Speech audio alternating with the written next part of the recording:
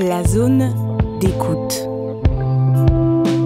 Le podcast de Médecins sans frontières. Avril 2020.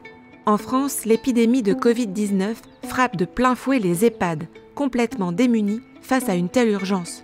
Plusieurs anciens MSF y sont confrontés et voient réunis dans leur EHPAD tous les critères qui, d'habitude, motivent une intervention de Médecins sans frontières. Enfin, voilà, il y a quand même cette idée d'intervenir plutôt dans des pays où il y a vraiment des problèmes de pauvreté, des problèmes de moyens. Et donc, a priori, la France, avec un des systèmes de santé régulièrement évalués comme les meilleurs du monde, ça paraissait pas aller de soi. Leurs appels à l'aide vont permettre la mise en place d'une première mission d'urgence en Île-de-France, suivie d'un accompagnement psychologique au personnel traumatisé par cette première vague. Mais à l'automne, les cas flambent à nouveau. De novembre 2020 à mars 2021, des équipes mobiles pluridisciplinaires sont venues pendant 1 à 3 semaines en appui d'une quarantaine d'EHPAD, principalement en région PACA et Occitanie. Au moment où on a démarré la mission, on avait un peu l'expérience de la première vague, donc en région parisienne, qui avait été très fortement touchée. Thomas Lauvin est médecin. Il a coordonné la mission d'urgence de MSF dans les EHPAD en France. Et en fait, les problèmes qui étaient identifiés, c'était des problèmes d'organisation face à l'urgence, donc de mise en place urgente de réorganisation ou d'organisation des soins, donc dans des endroits qui ne sont pas forcément faits pour ça au départ. Hein, les maisons de retraite, les EHPAD, ce n'est pas des lieux hospitaliers du tout, hein, c'est des lieux de vie. Notion d'épidémie, notion de gros problèmes de moyens, en particulier pendant la première vague. Hein, tout le monde connaît l'histoire des pénuries de masques, des pénuries d'oxygène pour les patients qui décompensent. Et puis, un vrai manque de moyens, donc matériels, mais aussi humains, parce que, évidemment, quand il y a une flambée épidémique dans un établissement, en général, c'est à peu près synchrone entre les employés et les résidents. Et donc, du coup, au moment où il y a le plus besoin de soigner les résidents, il y a le plus de personnes en arrêt maladie, il y a le plus de personnes incapables de travailler, sans parler en plus de ceux qu'on écarte parce qu'ils sont potentiellement contagieux, même s'ils seraient capables de travailler. Malheureusement, dans pas mal de cas, il a fallu quand même faire travailler des gens qui étaient positifs sans symptômes, parce que c'était ça ou rien, et de toute façon, il fallait quand même s'occuper de ces gens, quoi. Au fur et à mesure qu'on entrait dans les EHPAD et qu'on voyait comment ça pouvait dysfonctionner, en fait, on s'est aperçu combien cette crise sanitaire mettait à mal finalement le respect des droits fondamentaux des personnes âgées en fin de vie. Anne Tilkens est infirmière. Après 15 ans de mission MSF, elle s'installe en France et travaille en EHPAD. Et en novembre 2020, elle rejoint la mission d'urgence de MSF dans les EHPAD. Il faut savoir quand même que la durée médiane de séjour pour une personne âgée qui entre en EHPAD en provenance de son domicile, par exemple, elle est de 2 ans, ce qui est extrêmement court. Et on a quand même confiné des EHPAD plus d'1 année, en fait. Et finalement, sans s'interroger sur comment les protéger et comment surtout donner du sens à cette fin de vie. Il y a des vrais dilemmes en fait, dans ce qu'on peut faire, dans ce qu'il faut faire, dans ce qu'on décide de faire lorsqu'il y a une flambée épidémique en EHPAD, parce que c'est au départ un lieu de vie. Il y a évidemment quelques infirmiers et aides-soignants, mais c'est pas du tout dans des proportions qu'on peut retrouver dans les hôpitaux, etc. Ça c'est sûr. Donc de base, on n'est pas sur un lieu de soins, on est sur un lieu de vie avec quelques soins. Donc de toute façon, c'est soit on hospitalise les gens très malades, soit on essaie d'organiser des soins sur place, c'est-à-dire qu'on modifie complètement l'organisation d'un établissement comme ça. Et en fait, dans la plupart des cas, en fait, pour des patients très âgés qui ont souvent qui sont un peu limites en termes d'autonomie et qui ont besoin de leurs repères, quoi, qui peuvent dégringoler facilement si jamais on modifie trop leur environnement, l'hospitalisation, et on essaye de l'éviter au maximum, quoi. Donc en gros, comment on évite au maximum l'hospitalisation tout en adaptant les établissements à une prise en charge médicale. Et par-dessus ça, il y a bien sûr toute la question de la prévention de la propagation de l'épidémie au sein de l'établissement, qui vient bien sûr encore plus compliquer tout ça. Une fois que le virus était dans l'EHPAD, c'est un lieu clos en fait, avec peu de personnel, et donc du personnel qui se déplace dans toutes les chambres. les transmissions croisées étaient extrêmement importantes. Alors, d'une part par le personnel, mais également aussi par les résidents eux-mêmes, puisqu'on a énormément de résidents déambulés, dû souvent à la pathologie de type Alzheimer, et que ce n'était pas possible d'empêcher ces gens-là de déambuler, c'est un réel besoin, et on ne peut pas les contraindre à rester dans une chambre. Et donc les transmissions croisées se faisaient. Et cette sectorisation, à un moment donné, n'avait plus de sens. De déplacer des gens pour créer des unités Covid positives, en fait, n'avait pas de sens. Et donc derrière, c'est comment on organise les soins et on limite les risques de propagation sans quelque part enfermer tout le monde sous scellé. Toute la difficulté, c'est de déterminer le niveau de risque acceptable, en fait, sans dégrader trop la qualité de vie, avec cette idée en plus que ça peut être contre-productif, parce que tes résidents d'EHPAD, en fait, si tu leur coupes les liens avec l'extérieur, que tu leur empêches les visites, que tu les aides pas à manger, ils vont se dégrader d'eux-mêmes, qu'ils chopent le Covid ou pas, en fait. Et je pense que tous les soignants s'en rendaient compte, c'est que finalement nos personnes âgées mouraient peut-être plus de syndrome de glissement que du Covid en lui-même. Et c'est vrai que là-dessus, on a finalement peu de chiffres. Et sur le nombre de décès qu'il y a eu à l'EHPAD, je pense que c'est extrêmement difficile de savoir combien il y en a eu dû au syndrome de glissement. Donc le syndrome de glissement, c'est quand une personne âgée, finalement, n'a plus du tout d'élan vital et se laisse mourir. Elle ne mange plus, elle ne s'hydrate plus, elle ne veut plus se lever, elle n'a plus aucune appétence pour rien. Et ça, c'était vraiment l'isolement qui entraînait ça, l'isolement, la perte de repères, les angoisses que pouvaient procurer tous ces remaniements qui étaient faits dans l'EHPAD, et des personnes âgées, y compris avec des troubles cognitifs, en fait, ont une capacité de ressentir les choses très fortes, et très souvent elles reconnaissent par exemple le pas du soignant dans le couloir, elles savent exactement comment la lumière rentre dans leur chambre et c'est extrêmement rassurant pour eux. Il y a tout cet environnement qui souvent à nous échappe, mais qui pour elles reste concret et rassurant. Et c'était terrifiant de voir comment certains EHPAD en fait mettaient une énergie incroyable à déplacer des gens. Les personnes âgées, en fait, se retrouvaient en perte de repères. D'un seul coup, on les changeait de chambre. On a vu des personnes âgées qui étaient dans une chambre qui n'était pas la leur à l'origine, avec des photos au mur de petits-enfants qui n'étaient pas les leurs, des meubles qui n'étaient pas les leurs. Et c'était une mise en insécurité due à cet environnement inconnu qui était dramatique. Et une réelle violence, en fait, qui était faite à ces personnes âgées, avec rarement quand même une recherche de leur consentement pour être déplacés. Le fait de la prise en compte du choix du patient face à des problématiques de fin de vie, pour les personnes très âgées, pour les personnes qui ont souvent des troubles cognitifs, même s'ils sont parfois légers, on a encore sans doute pas mal de progrès à faire. Je pense qu'au niveau des praticiens, ça c'est quand même plutôt... on va quand même vraiment dans le bon sens, mais on a peut-être des autorités de santé qui n'ont pas forcément encore complètement intégré ça. Après, il faut dire que c'est compliqué. Quand on prend des mesures pour protéger une population, par définition... on est un peu dans la négation de l'individu. Et donc, c'est comment on laisse la place à l'individu dans ces situations très complexes où, finalement, les préoccupations de santé publique peuvent avoir tendance à déborder et à quelque part nier l'individu, nier le choix de l'individu. Très vite, on a compris que c'était pas une solution adaptée. On pouvait en trouver d'autres. On pouvait essayer de réorganiser les circuits des soignants, faire des équipes dédiées par exemple aux patients qui étaient symptomatiques ou avec une PCR positive pour éviter en fait des transmissions croisées. Et l'essentiel en fait des soins, les premiers soins qu'il fallait apporter, c'était nourrir correctement, hydrater les patients et les rassurer surtout, et recréer en fait une vie sociale qui leur permettait de redonner du sens à leur journée. On proposait en fait qu'on appelait un pack de support à la gestion de crise.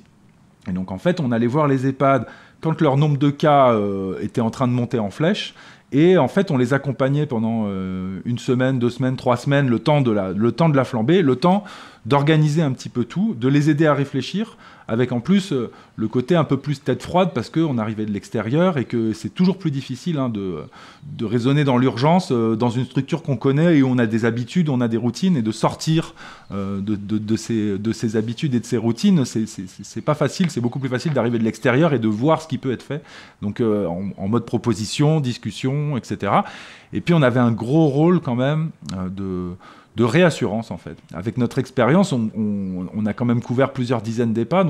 En flambée, on a observé un peu toujours le même schéma, donc on les rassure en disant de toute façon, une fois que ça commence à rentrer, la flambée, il faut l'accompagner, mais on peut de toute façon pas l'endiguer, on peut pas vraiment la stopper. Et donc quelque part, on les rassurait par rapport à ça, ce qui permettait de prendre des mesures peut-être un petit peu moins drastiques, un peu moins violentes pour les résidents, parce que on acceptait l'idée que de toute façon ça allait quand même dans une certaine mesure flamber, et donc il fallait quand même penser parmi les priorités à la qualité de vie des résidents, parce que de toute façon ils finiraient peut-être par être contaminés, quoi. On travaillait également avec tout l'aspect de la communication avec les familles, qui était extrêmement important. Très souvent c'était un des volets qui était totalement oublié ou pas fait, parce que les CODIR en fait avaient du mal à expliquer ce qu'ils voulaient mettre en place, comment ils géraient la crise dans l'EHPAD. Et il y avait aussi tout le soutien psychologique apporté aux équipes soignantes, qui étaient souvent dans un état de choc en fait, avec énormément de peur. Quand on se remet dans le contexte, il n'y avait pas encore la vaccination, et on ne savait pas finalement ce que ça allait donner, ce Covid. Et il fallait pouvoir aider en fait les soignants à passer cette crise-là. Les personnels dans les EHPAD, ils étaient bien conscients de toutes ces difficultés, mais ils étaient soumis à des injonctions finalement très très contradictoires et très opposées, quoi. Et donc, d'un côté, évidemment, les familles étaient très inquiètes, et en plus, avec des limitations dans les visites, étaient inquiets de ce qui se passait dans les EHPAD, voire parfois suspicieux dans cette atmosphère de panique un peu généralisée de la pandémie. Donc il y avait ce côté, vous protégez ma mère ou mon père à tout prix, voilà, je vous attends au tournant si jamais il se passe quoi que ce soit de mal. Et à la fois, comme je disais, des mesures drastiques comme ça avaient un impact énorme sur la qualité de vie. Et donc on avait des familles qui se rendaient compte aussi que la privation de vie sociale était inhumaine et très dangereuse pour leurs parents, quoi, pour leurs proches. Et donc les soignants, ils étaient un peu pris au milieu, avec en plus des choses qu'ils auraient peut-être aimé pouvoir faire en termes de qualité de vie, de temps passé auprès des gens, etc., que le manque d'employés, que le fait qu'il y a déjà une pénurie chronique d'emplois dans ces établissements avant la pandémie, mais alors là, avec en plus ceux qui étaient malades, ils étaient réduits à des équipes squelettes, quoi, et donc il fallait prioriser des choses. Et évidemment, c'est pas satisfaisant quand on a envie de bien faire son travail de pouvoir en faire qu'une partie et de devoir passer à la trappe des choses qu'on considère parfois comme importantes quand même, quoi. Et le fait de nous d'être là, de pouvoir discuter, qu'il y ait le soutien aussi psychologique avec les équipes, permettait de créer un dialogue et de rassurer énormément. Le fait aussi de faire avec eux, d'être avec eux dans les soins, que ce soit les soins pour les actes de la vie quotidienne, les toilettes, l'aide au repas. Alors, la Covid produisait énormément de soins infirmiers, par exemple, supplémentaires que ce qu'il peut y avoir habituellement dans un EHPAD, et de pouvoir aussi aider dans cette organisation pour apporter les soins dans les temps adéquats, permettait de lever pas mal d'angoisse et de questionnement. On leur tendait un miroir en leur disant « mais vous vous rendez compte, c'est incroyable ce que vous êtes en train de vivre, c'est énorme et c'est fou comme situation, quoi ». Et très souvent, ils s'effondraient en fait. Et assez rapidement, finalement, souvent, au bout de la première demi-heure ou la première heure de discussion, on avait des équipes d'EHPAD en larmes, en fait, parce que la pression accumulée, le manque de sommeil, le stress, la culpabilité, c'était terrible, quoi. Enfin, ça, c'est aussi pour dire que, pour casser un peu l'image des directions d'EHPAD un peu loin des problèmes et qui mettent toute la pression sur les employés et qui s'en fichent un peu de la situation. Enfin, en tout cas, nous, de les situations qu'on a vues, ça n'a jamais été le cas, en fait. On a croisé des gens qui étaient extrêmement inquiets pour leurs résidents, avant tout, et qui étaient dans des choix cornéliens, quoi, impossibles, avec des injonctions où ils avaient du mal à s'y retrouver. Et donc, nous, c'est aussi là qu'on se sentait extrêmement utile, c'était dans l'accompagnement de ces gens-là et dans le fait qu'ils ne soient pas tout seuls pour réfléchir, pour décider. Et je leur expliquais que j'étais exactement dans le même état quand j'étais dans mon EHPAD, en fait, et que c'était plutôt une réaction finalement légitime face à une telle ampleur épidémique qu'on n'avait jamais connue. Et cette peur, au départ, aujourd'hui, la Covid, on en sait un peu plus, il y a des vaccins, on a l'impression de maîtriser mieux aussi les thérapeutiques qu'on peut proposer ou la prise en soin qu'on doit faire. Mais au départ, c'est vrai qu'on était totalement démunis. Pour moi, en tout cas, je pouvais voir la différence en étant toute seule dans mon EHPAD, à essayer avec mon équipe qui était totalement submergée, à essayer de trouver des solutions. Et la différence quand on était une équipe MSF dédiée en fait à ce travail-là, avec cette immersion totale dans l'EHPAD et en même temps ce recul nécessaire pour analyser la situation et apporter des réponses pertinentes.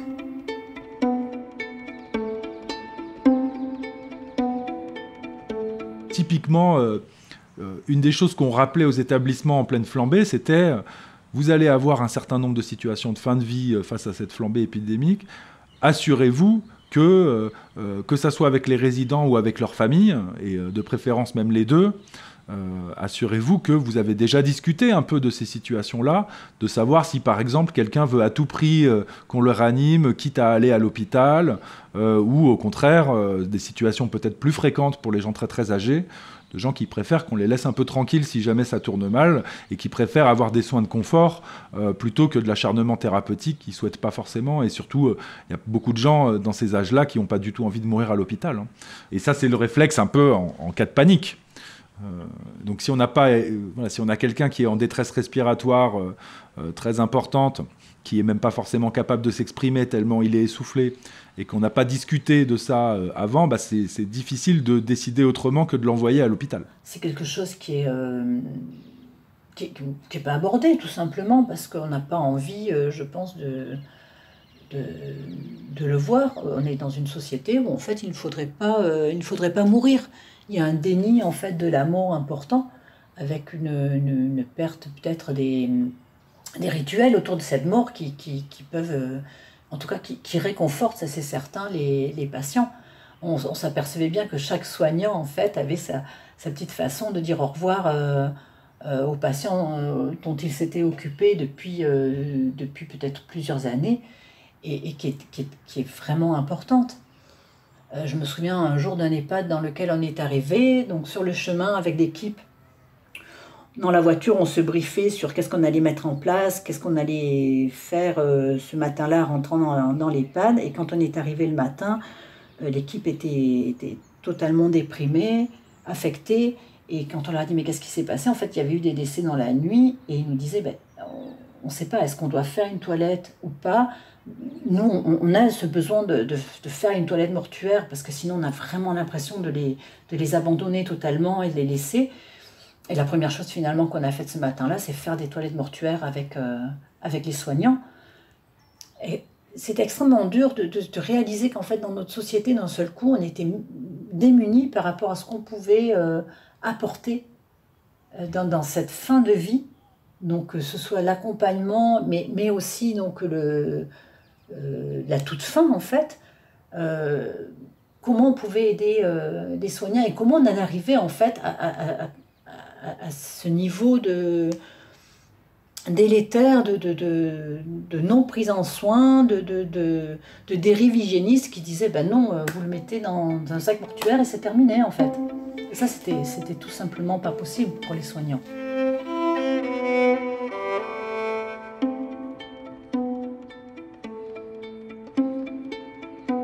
La notion de qualité de vie des résidents et de droit des résidents est un peu passée au second plan en fait face au risque de contamination et à la panique liée à la pandémie. Alors c'est tout à fait compréhensible sur un début d'épidémie. C'est-à-dire au moment où il y a un début de flambée, on a encore très très peu d'informations sur les modes de contamination, les taux de mortalité, la manière de soigner les gens optimale et les meilleures mesures à prendre. C'est complètement logique qu'il y ait un peu de la désorganisation et un côté un peu maximaliste de la réponse au départ.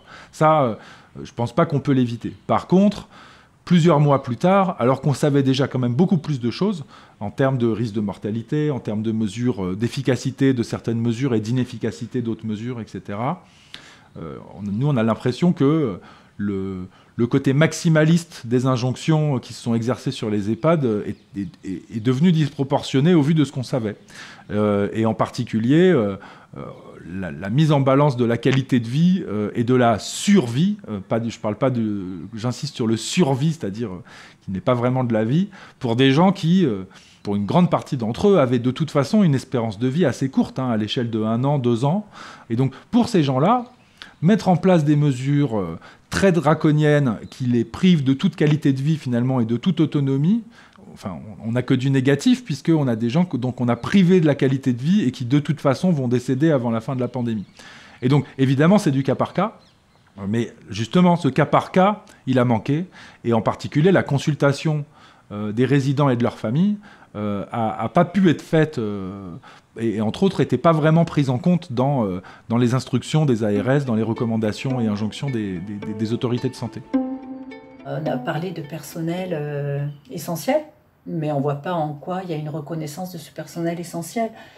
Et très souvent aussi, quand on voit la maltraitance institutionnelle qu'il peut y avoir à un EHPAD, et là le scandale actuel le montre, très souvent la tendance est de pointer les soignants en fait, mais c'est juste une maltraitance institutionnelle, c'est-à-dire qu'ils ne sont pas suffisamment en nombre pour pouvoir faire du travail correctement.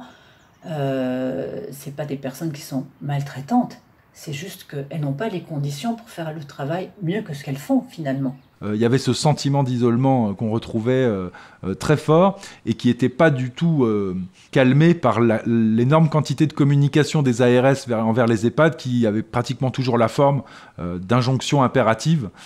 Et donc, c'était pas vraiment le meilleur moyen de se sentir accompagné, quoi. C'est-à-dire, c'était plutôt des contraintes supplémentaires qui se rajoutaient. Je pense que ce qui est important dans cette histoire, c'est de dire qu'il y a eu des vrais dysfonctionnements systémiques, il y a des vrais problèmes chroniques dans les EHPAD, mais qu'on n'a quand même pas rencontré beaucoup de gens de mauvaise volonté ou de gens qui en avaient rien à faire des résidents d'EHPAD. Et donc c'est cette espèce de paradoxe où personne ne s'en fout, mais au final, les établissements et les équipes se retrouvent assez isolés en raison d'un contexte et peut-être d'un problème de stratégie de réponse, quoi. Moi, je suis assez malheureusement pessimiste sur le devenir des EHPAD. Peut-être que le scandale Orpea va faire émerger des choses, et je l'espère, mais à un moment donné, vouloir introduire une notion de rentabilité sur la prise en soin des personnes âgées, dépendantes, vulnérables, en fait, c'est pas possible. Il y a quelque chose qui ne peut pas se faire, en fait. On ne peut pas parler de rentabilité sur des fins de vie, c'est absolument impossible, et pourtant c'est ce qui se fait. Et donc si ça c'est pas revu, si c'est pas contrôlé, si c'est pas régulé, rien ne bougera, rien ne changera. C'était Covid-19 dans les EHPAD en France, une hécatombe à huis clos. Un podcast produit par Médecins sans frontières, avec Anne Tilquins, infirmière, et Thomas Lauvin, médecin et coordinateur de la mission d'urgence. Entretien et réalisation, Samantha Morin.